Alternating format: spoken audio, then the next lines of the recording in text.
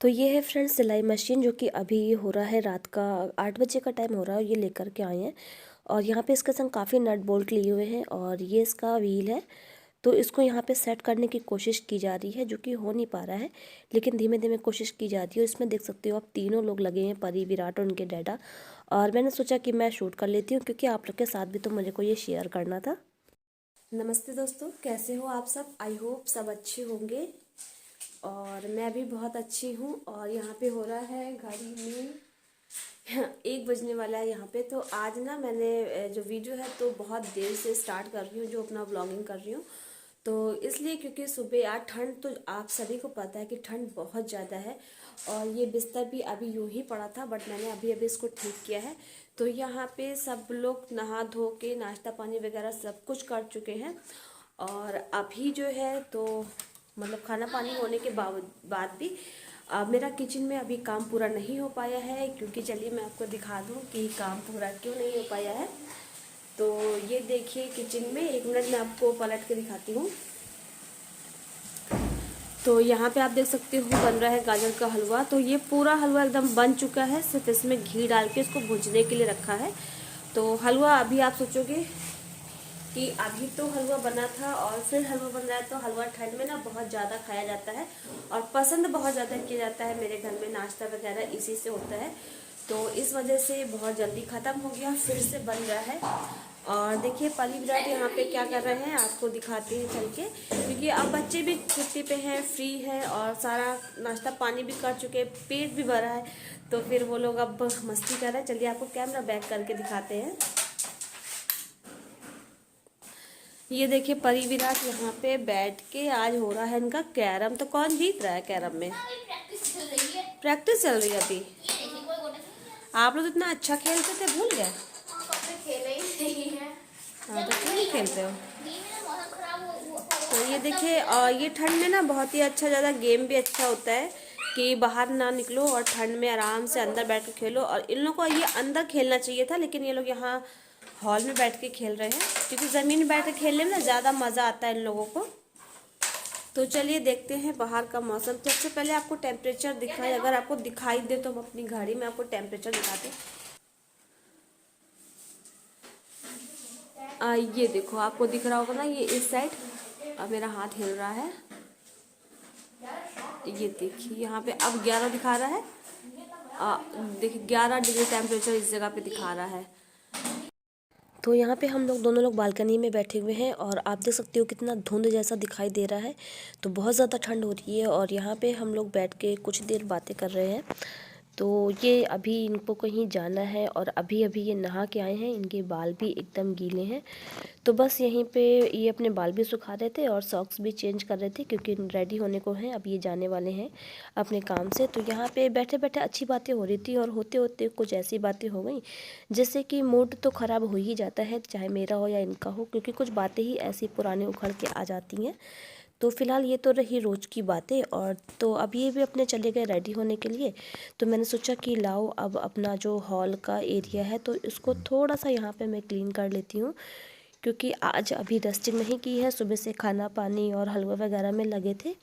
तो वो तो सारा हो गया है। तो आज सोचा ये कॉर्नर साफ़ कर लेते हैं। तो बस यही छोटे छोटे से कॉर्नर हैं, आपने देखे ही हैं पहले भी। तो इसी को मैं साफ़ कर लूँ। और जो मतलब हॉल का एरिया है तो फ्रंट सबसे पहला रूम यही पड़ता है। तो डस्ट आप चाहे जितनी भी यहाँ पे सफाई कर लो ना, तो डस्ट डेली के डेली यहाँ पे आती ही रहती है।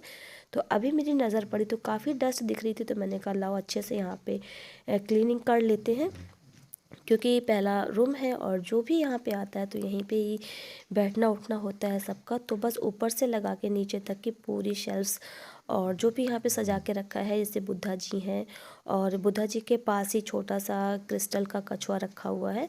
और बाकी रही ऊपर की बात, तो मेरी हाइट ऊपर पहुँच नहीं रही थी, तो फिर मैंने सोचा कि स्टूल रखूँ, उससे अच्छा मैंने यहाँ पे सोफ़े के ऊपर ही खड़ी हो गई। और सोफ़े के ऊपर खड़े होने के बाद भी 3rd तक ही तो पहुँच पाई और उसको तो मैंने साफ़ कर लिया। लेकिन देखिए जो सबसे ऊपर वाला है ना, वहाँ तक नहीं पहुँच पा रही थी। तो ये जो फाउंटेन है ये नहीं उतार पा रही थी, तो मैंने फिर ऐसे ही जहाँ तक हाथ पहुँचा कर लिया। और उसके बाद मैंने ये जो सीनरी लगी हुई है इसको भी यहाँ पे थोड़ा सा क्लीन कर लिया।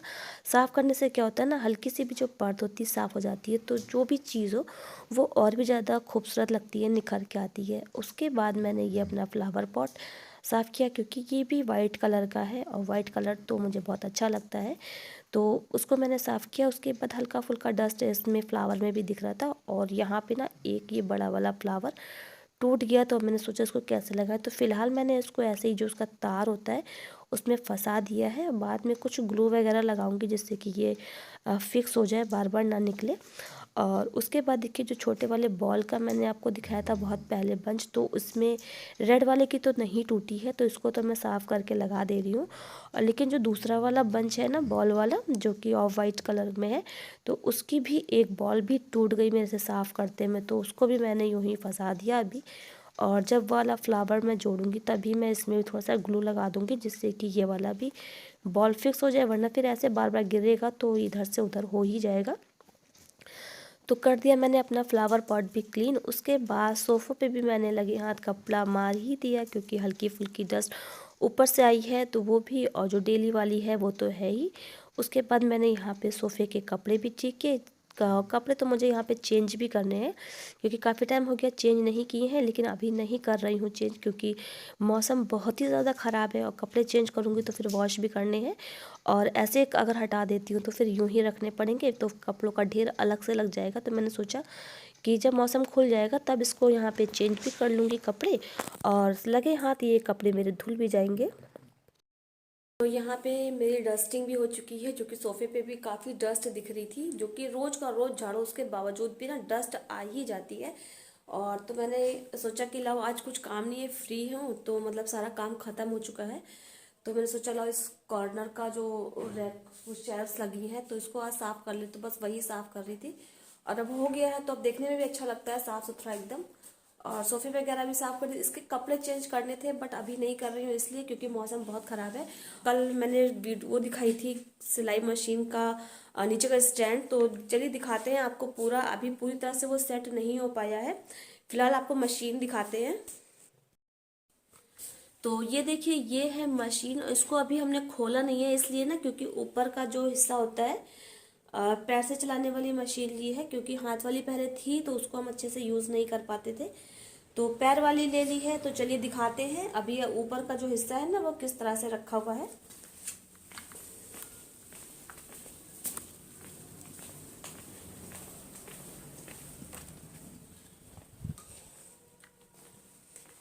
ये देखिए इस तरह से है, ये अभी पूरी तरह से ये सेट नहीं हो पाया है। इसके ऊपर ये जो होल दिख रहे हैं आपको, ये और एक ये, इस तरह से दोनों साइड होल है इसमें, और इसके ऊपर ही पटरा सेट करना है। ये रखा हुआ है इसका पटरा। तो अभी पटरे में ना यहाँ कहीं पे भी ऊपर होल नहीं दिए हुए हैं, तो इसको ड्रिल मशीन से करवाना पड़ेगा, तब जाके कहीं इसके ऊपर ये सेट होगा। और जब ये पटरा इसके ऊपर सेट हो जाएगा तो उसके बाद ही मशीन को इसके ऊपर हम फिक्स कर पाएंगे। फिलहाल नीचे का हिस्सा जितना भी है वो सेट हो चुका है, और जो ये पटरा सेट करना है इसके लिए भैया को कॉल करा गया है कि वो आ जाए जल्दी से और यहाँ पे ड्रिल करके पटरा फिट कर दे, तो मशीन भी मेरी चलने लगे और मेरे बाकी बचे हुए जो काम है वो भी मैं कर पाऊँ। और परी को भी देखिए ठंड में पूरा मजे से, वो तो ठंड हो या ना हो, परी एक ही काम करती है, केवल मोबाइल चलाने का। और आज आपको परी को देख के भी लग रहा होगा कि हाँ आज वाकई में ठंड है, क्योंकि ठंड हम लोग को ज्यादा समझ में जब भी आती है जब ये हमारी परी जो है ना गर्म कपड़े पहन लेती है, तो लगता है कि हाँ वाकई में ठंड है, क्योंकि इसको ना बिल्कुल ठंड नहीं लगती है। और आज इसको इतनी ठंड लग रही है कि इसने सॉक्स से लगा के ऊपर तक डबल तिबल पहन रखा है। तो आज का जितना भी मेरा मतलब काम था वो खत्म हो चुका है, डस्टिंग वगैरह जो करनी थी वो भी मैंने कर ली है। और सिलाई मशीन जो खरीदी है तो वो आप सोचोगे ना कि मैं सिलाई करती हूँ मुझे काम आता है इसलिए लिए, तो ऐसा कुछ भी नहीं है, मुझे सिलाई वगैरह नहीं आती है, लेकिन हाँ इंटरेस्ट जरूर है सिलाई में। और पहले थोड़ी बहुत मतलब घर पे कर लेती थी, तो अभी तो फिलहाल मैंने सिर्फ इसलिए लिए कि ऐसे कपड़े डेली वाले ना फट जाते हैं, सिलाई खुल जाती है तो वो हाथ से सिलना पड़ता है, तो इस वजह से मैंने ले लिया जैसे। और ये सिलाई मशीन लेने की मैं काफ़ी दिनों से, क्या काफ़ी समय से, बल्कि बोलिए काफ़ी सालों से सोच रही थी लेने का, और नहीं ले पा रही थी, बट कल हो गया किसी तरह से। तो कल ये अपने काम से गए थे तो वहां से लेते हुए आए हैं, तो बड़ा अच्छा लगा देख के कि जो चीज़ हम सोचे मन में और वो पूरी हो जाए तो बहुत अच्छा लगता है। और फिलहाल यही छोटा सा वीडियो बनाया था आप लोग के लिए। अगर पसंद आया तो ज़रूर इसको लाइक कीजिएगा चैनल। और जब बात करते हैं ना कुछ बातें ऐसे निकल ही आती हैं, और ऐसा पता नहीं क्यों होता है कि दिल दुखाने वाली बातें ना हमेशा जब भी अच्छे मूड से बात करो तो एक ना एक बात ऐसी होती है जो सामने आ ही जाती है। जैसे अभी आपने देखा कि हम और मेरे हस्बैंड बैठ के बात कर रहे थे ना, तो बालकनी में लड़की थी या उसी की जैसी कोई थी, तो उनको वो समय याद आ गया। बेटी है वो, मतलब बेटी जैसी है। बेटी मतलब जरूरी नहीं ना कि उसको जन्म नहीं दिया तो बेटी नहीं कह सकते। बातें ऐसी होती हैं ना जो दिल को छू जाती हैं, किसी की अच्छाइयों में छू जाती हैं तो किसी की बुराइयों में छू जाती हैं। ऐसी छोटी सी मामूली सी बात पे उसने, एक बेटी ने बोल दिया कि तुम्हारे मुंह में कीड़े पड़ेंगे। तो बस वही कुछ चीज़ें थी कि मतलब किसी को देखा और वो समय याद आ गया। बच्चे अपने उम्र के ऐसे बहाव में होते हैं ना कि शायद उनको कुछ समझ में नहीं आता कि क्या बोलना है क्या नहीं बोलना है। वो अपने को एकदम ने बड़प्पन में ढाल लेते हैं और उनको ये लगता है कि नहीं, हमने जो बोला गलत नहीं है। तो ठीक है, उनके लिए गलत नहीं है, मगर अगर मेरे लिए गलत है। अच्छा नहीं लगता है। कभी भी यादें ऐसी बनानी चाहिए जो मतलब पास हो या दूर हो, लेकिन यादें ऐसी हो कि हमेशा खुशियों का एहसास कराए, दूर होके भी पास होने का एहसास कराए। यादें ऐसे बनानी चाहिए।